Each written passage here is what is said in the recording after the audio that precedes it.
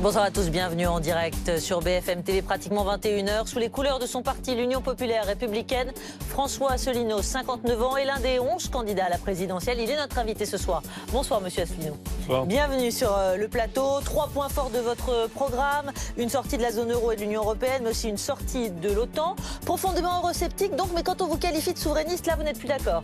On est d'accord? Oui, je suis d'accord. Voilà, on va en dire plus évidemment dans un petit instant. Alors on est à 10 jours pile maintenant du premier tour de la présidentielle. À combien estimez-vous vos chances de vous qualifier? Je vous poserai la question évidemment dans un petit instant. Votre regard sur l'actualité, vos promesses, votre programme bien sûr, et puis vos adversaires. On en parle dans cette émission, dans cette première partie.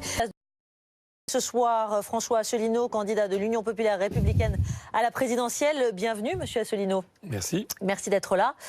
François Asselineau, vous doutez de pas mal de choses, de l'Europe, de l'OTAN, de ce qui se passe en Syrie, on va y venir dans un petit instant, mais aussi des sondages, mais pas de ce qui se passera le 23 avril et peut-être même le 7 mai. Vous avez dit je serai une des surprises du premier tour. Oui, on est à 10 jours. Comment en êtes-vous aussi sûr ? Écoutez, je le pense. Moi, je fais des meetings où il y a énormément de monde. Non seulement il y a beaucoup de monde, mais il y a beaucoup de ferveur. D'ailleurs, j'en fais un demain à Nice, après-demain à Marseille. On attend beaucoup de monde. Et puis j'en ferai à Lyon. Beaucoup de monde, Monsieur Asselineau? Des salles pleines, c'est-à-dire 1500 personnes comme à Lille, 1000 personnes ou 1200 personnes à Montpellier. C'est beaucoup. Vous vous souvenez de Mélenchon, place de la République à Paris, il y a 3 semaines de cela à peu près? On était à combien? Alors j'en sais rien. Sans doute que M. Mélenchon fait sans doute plus de monde. Ça, je ne dis pas le contraire. Mais M. Mélenchon, il bénéficie d'une couverture médiatique depuis des années, alors que moi, ça fait quand même depuis 15 jours simplement que les Français me connaissent. Et j'estime que je suis en train de faire une percée. On a une vraie dynamique. Alors c'est intéressant ce que vous dites. Vous faites une percée. Ça veut dire quoi? Post-débat? Oui, post-débat. Mais surtout, je suis quand même beaucoup connu sur Internet. Écoutez, les bookmakers britanniques, par exemple, me classent avant Hamon. Pas seulement les bookmakers britanniques. On apprend ce soir que les algorithmes de YouTube montrent que je passe avant M. Hamon. Donc ce sont des éléments très impressionnants. Donc là, par contre, vous doutez pas. Alors quand il s'agit des algorithmes, là, vous vous y fiez? Non, je dis simplement, ce sont des éléments d'appréciation. De même que, par exemple, la chaîne YouTube de l'Union populaire républicaine, on est à 11 500 000 vues. C'est beaucoup. M. Macron, je crois, est à 1 500 000 vues. C'est beaucoup, mais alors comment vous expliquez, M. Asselineau, que, par exemple, vous plafonnez à 0,5% dans le Rolling Paris Match de lundi, même chose dans le sondage du jour, et là pour les Échos, alors que Philippe Poutou, par exemple, qui a aussi vraiment fait le buzz après le débat de la semaine dernière, lui, il a doublé la mise. On est à 2% désormais depuis le débat. Et vous, toujours 0,5%. Écoutez, nous allons voir. Moi, je sais que c'est impossible, je pense, qu'on fasse 0,5, puisqu'au régional de 2015, il y a donc bientôt 2 ans, nous avions rassemblé 190 000 électeurs, c'est-à-dire près de 0,9% des suffrages, alors que j'étais quasiment inconnu, que nous avions 6 000 adhérents, alors que maintenant nous en avons 24 000. Donc je pense honnêtement qu'il me paraît vraiment peu probable que je fasse 0,5. Mais j'attends qu'un sondage me donne à -3, et à ce moment-là, ça sera un record du monde. Mais donc vous voyez véritablement au second tour, sincèrement? Je ne sais pas. Je pense en tout cas que je vais faire un score impressionnant, parce que d'ailleurs il suffit de voir dans la rue, je suis constamment abordé par des gens qui me disent je vais voter pour vous, et qui me demandent des selfies ou qui me demandent des autographes, voilà. C'est ça. Vous savez que la notoriété ou la curiosité, même sur YouTube, même les algorithmes, ne fait pas le vote dans l'urne. D'autres c'est vrai, vous avez raison, mais vos confrères qui sont allés voir certaines de mes meetings ont été frappés non seulement par le nombre, mais par la ferveur des gens. François Asselineau, 1500 personnes, quand on voit que tous les autres candidats, les gros, comme on dit, réunissent au moins 3000 personnes dans chacun des meetings. Je n'ai pas dit le contraire, mais encore une fois, les autres sont connus depuis des années. Ils sont connus, ils ont été ultra médiatisés. Mais ça fait 10 ans, François Asselineau, que vous êtes à la tête de l'Union populaire républicaine. Oui, mais pendant 9 ans, 11 mois et 15 jours, je ne suis quasiment passé dans aucun grand média audiovisuel. C'est ça la difficulté. Donc j'ai une notoriété qui est quand même très, très inférieure à celle de quelqu'un comme Mme Le Pen, M. Mélenchon, M. Fillon. Ouais. Ça, alors vous mettez ça sur le fait que la notoriété, que les médias n'ont pas été derrière vous, vous n'avez pas eu cette représentation. C'est pas votre programme, selon vous, qui fait qu'il n'y a peut-être pas l'adhésion que vous souhaiteriez aujourd'hui? Au contraire, moi je vois arriver des gens vraiment de tous les horizons, parce que le mouvement politique que j'ai créé est un mouvement de large rassemblement, d'ailleurs classé par le ministère de l'Intérieur au-dessus ou à côté du clivage droite-gauche. Et de fait, nous avons des gens qui viennent absolument tous les horizons, avec peut-être d'ailleurs une majorité d'adhérents qui viennent de la gauche. Et beaucoup d'abstentionnistes, d'anciens abstentionnistes qui me disent, monsieur, vous nous redonnez goût à la politique parce que vous allez au fond des choses. Justement, monsieur Asselineau, qui sont vos électeurs potentiels? On le verra le soir du premier tour. On sait par exemple que pour François Fillon, il séduit beaucoup chez les retraités, notamment. Marine Le Pen, c'est plutôt les ouvriers, les employés. Emmanuel Macron, les classes moyennes, les urbains. Jean-Luc Mélenchon, peut-être les jeunes, comme Marine Le Pen d'ailleurs, et certains ouvriers également. Vous, qui sont vos électeurs? Écoutez, moi, ce que je vois, il y avait eu des sondages post-électoraux après les régionales qui avaient montré, d'après ce sondage post-électoral, que notre point fort, c'était les tranches de 25 à 35 ans, où on avait fait près de 1% au niveau national, mais 4% sur cette tranche d'âge. Donc on a effectivement, ça c'est un de nos points forts. Pour le reste, je crois que c'est vraiment, ça touche un petit peu tout le monde en définitive. On a des gens de tous les horizons, avec notamment, je le signale, beaucoup d'abstentionnistes et beaucoup de Français originaires de l'immigration. Vous en êtes pris récemment, Emmanuel Macron, durant le débat d'ailleurs sur BFM TV. En gros, vous lui avez dit, vous êtes toujours d'accord avec tout le monde, vous? Honnêtement, c'est sorti comme ça. Ouais, j'avais pas prévu, mais parce que, écoutez, c'est vrai qu'il est toujours d'accord avec tout le monde, c'est un truc de marketing, bon, et c'est vrai que c'est sorti comme ça, j'avais pas préparé, mais ça a fait rire tout le monde, ce qui prouve que j'avais vigilé. Vous remarquez, vous en avez fait d'autres, hein, depuis, vous l'avez comparé à un sèche-cheveux, hein, si je ne m'abuse. Mais oui, parce qu'un sèche-cheveux, vous savez, ça fait du bruit, ça consomme de l'énergie, ça brasse de l'air chaud, et tout ça pour pas grand-chose en définitive. Mais pourquoi vous en prenez là, spécifiquement, j'allais dire, à Emmanuel Macron? Non, pas spécialement à M. Macron. Moi, je pense, par exemple, j'ai aussi dit, par exemple, que M. Mélenchon, à mon avis, comme Mme Le Pen, étaient des Tsipras français. C'est-à-dire que ce sont des gens qui font croire un certain nombre de choses, mais qui enfument les Français. Par exemple, M. Mélenchon, lorsqu'il laisse entendre qu'il va sortir de l'Union européenne, ça n'est pas vrai. Il ne le propose pas. Pourquoi chez lui, ce ne serait pas vrai et chez vous, ça le serait? Parce que vous voulez pour une raison très simple. Sortir de l'Union, sortir de l'euro, eux aussi. Vous n'avez pas la même méthode, mais vous voulez aussi. Non, Mme Le Pen, M. Mélenchon proposent de renégocier les traités. Et ils savent pertinemment que ça n'est pas possible. C'est possible théoriquement, mais concrètement, ça n'est pas possible. Il faudrait mettre d'accord 28 États et 28 peuples. Il faudrait 56 accords unanimes pour modifier les traités au seul bénéfice de la France. Ça n'est pas possible. Est-ce que c'est pas plus faisable quand même, M. Asselineau? Parce que vous, c'est le Frexit sinon rien. Comment vous faites? Parce que écoutez, vous ne proposez effectivement pas de renégocier les traités, mais en termes de faisabilité et en termes de, j'allais dire, le côté anxiogène aussi des choses pour les Français. Vous imaginez bien que... Mais pas du tout. Mais en quoi c'est anxieux? Écoutez, Madame Theresa May, vous croyez que les Britanniques sont anxieux? Non, mais ce qui moi je veux créer quand même un certain trouble. Oui, mais ça a fait un trouble. Mais actuellement, aller au Royaume-Uni, tout se passe très bien. Et tout se passe très bien. D'ailleurs, l'article 50 a été lancé par Madame Theresa May. Madame Theresa May, vous savez, ça n'est pas une extrémiste. Le grand peuple britannique est un grand peuple démocratique. Là, le Royaume-Uni reste ouvert sur le monde. Comment? Leur monnaie n'a pas changé. Ça ne m'a pas échappé. Mais enfin. En revanche, ça, c'est quelque chose pour vous qui est incontournable. De comment? Vous, le retour aux francs, c'est incontournable. Oui, parce qu'on n'a jamais le temps d'approfondir cette question qui est grave. Et donc, j'invite les personnes qui sont intéressées à aller sur notre site upr.fr, qui, soit dit en passant, est le site le plus consulté de tous les partis politiques français, encore un indice. Mais sur ce site, ils verront des analyses où on leur explique pourquoi l'euro est en train d'exploser. D'accord, Monsieur Asselineau, il y a un certain nombre d'économistes, effectivement, qui vont dans ce sens-là, mais les Français, ça leur plaît pas. Cette idée, elle leur plaît pas. Il y a eu des sondages, Monsieur Asselineau, vous n'y croyez pas du tout. D'accord. Attendez, qu'il y ait des Français qui craignent la sortie de l'euro, je le conçois parfaitement. Comme disait ma grand-mère, qui n'entend qu'une cloche, n'entend qu'un son. Ils n'ont entendu que des prophéties apocalyptiques. Moi, je suis français. J'ai une femme, j'ai des enfants, j'ai des amis, j'ai de la famille. J'ai également un petit peu d'assurance vie, etc. Donc, je suis le premier à vouloir être prudent. J'ai été délégué général à l'intelligence économique à Bercy. On m'a reconnu, depuis un certain temps, une capacité à voir loin et à faire des bonnes prévisions. D'accord, mais alors prenons un exemple très concret. Imaginons donc le retour en francs et la faisabilité. Comment les particuliers devront alors rembourser leur encours en euros ou en francs? En francs, de la même façon Ben oui, mais attendez. Sauf que sur le plan juridique, la question, elle est quand même ambiguë. L'euro est censé rester la monnaie des contrats libellés, même si un État a décidé de quitter la monnaie unique. Non. Donc comment on fait? Non, en droit international, ça c'est absolument réglé. C'est vrai que s'appelle l'Alex Monetae. On remboursera dans la monnaie ayant cours légal. C'est exactement ce qui s'est passé quand on est passé du franc à l'euro.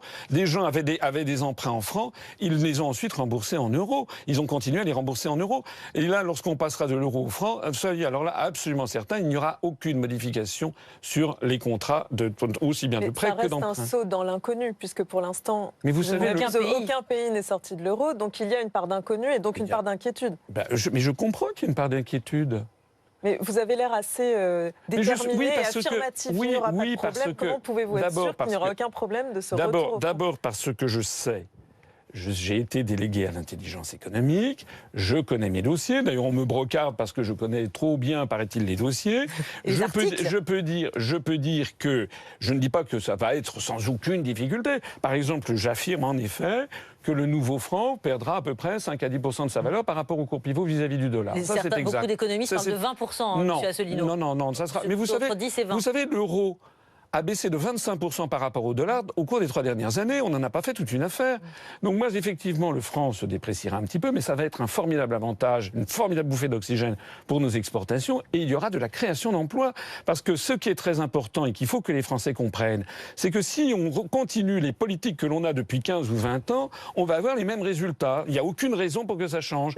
Monsieur Fillon a eu un bilan catastrophique. Si on élit Monsieur Fillon, on aura les mêmes résultats. Moi, en sortant de l'euro, nous allons faire baisser de 1 à 2 millions le nombre de chômeurs de catégorie A en l'espace de 2 ans. C'est ce que vous prévoyez. L'engagement solennel. Camille. Sur François Fillon, justement, il a parlé dans le journal qu'on vient d'entendre d'autorité morale. Il a assuré qu'il aurait l'autorité morale pour mettre en œuvre ces réformes notamment. Qu'est-ce que vous en pensez? Est-ce que François Fillon a l'autorité morale aujourd'hui pour mettre en application son programme? Non, je ne pense pas qu'il ait l'autorité morale. J'ai vu d'ailleurs qu'il disait qu'il fallait dire la vérité aux Français. La vérité aux Français, c'est que M. Fillon, je ne parle pas de ses affaires personnelles.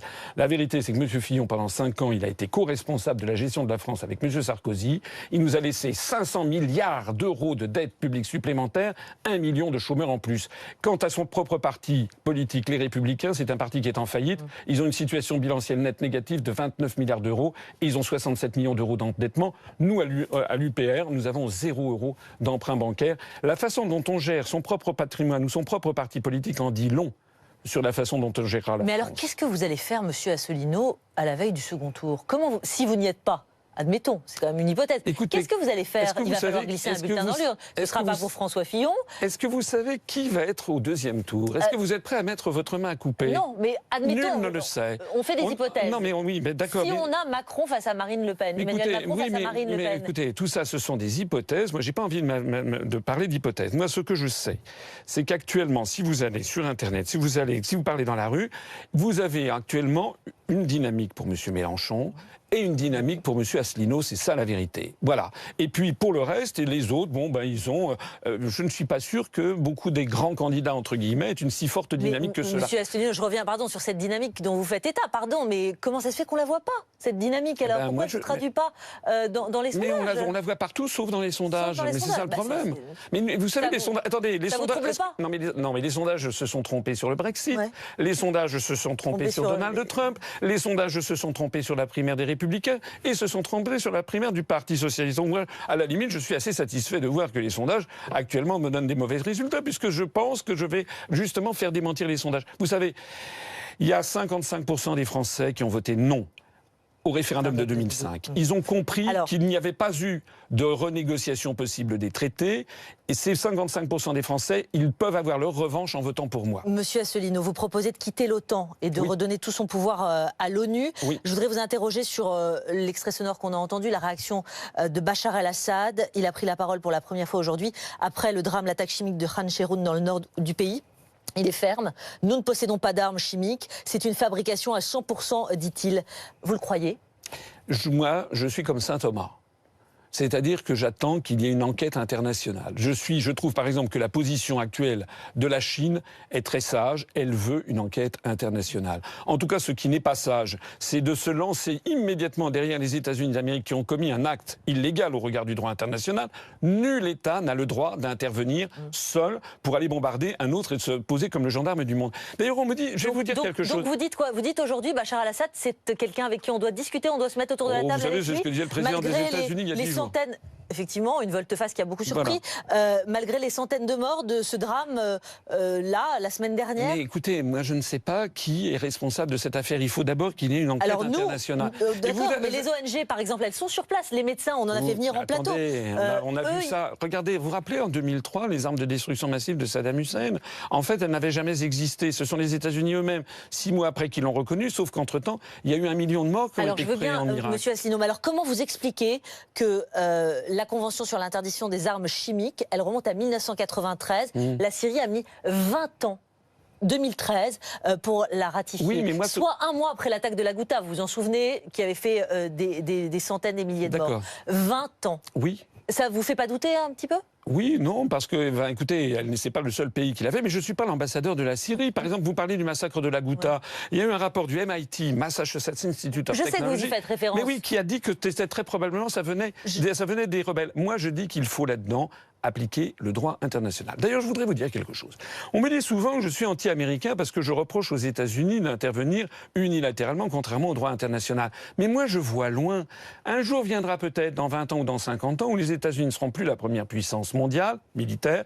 Ça pourrait être la Russie ou la Chine. Je ne veux pas plus que la Russie ou la Chine, dans 20 ou 30 ans, agissent comme les États-Unis. On doit tous respecter la charte de l'Organisation des Nations Unies. La Russie agit déjà quand elle intervient en Crimée sans respecter le droit international. Oui, mais attendez. Et le Kosovo et le Sud-Soudan, les référendums qui ont eu lieu dans ces conditions sont exactement les mêmes que les référendums qui ont eu lieu en Crimée. Sur 2003, François Asselineau, la France n'est pas intervenue. Justement, on se souvient évidemment du discours de Dominique de Villepin. Pourquoi la France, aujourd'hui, demande une résolution de l'ONU, justement, pour intervenir? Parce que malheureusement, la France n'a plus... Excusez-moi, moi j'ai été dans des cabinets ministériels du temps de Jacques Chirac. J'ai accompagné Jacques Chirac... Oui, j'ai accompagné Jacques Chirac au Japon, en Chine, en Amérique latine. J'estime que la France était mieux dirigée du temps de Jacques Chirac qu'elle ne l'est du temps de François Hollande. Et je pense que je ne suis pas le seul Français à le penser. Comment vous observez justement depuis 48 heures les sorties de François Hollande, d'abord dans la presse écrite? Je pense que maintenant il est clair qu'il est un soutien de M. Macron. M. Macron est soutenu par M. Valls et par M. Hollande.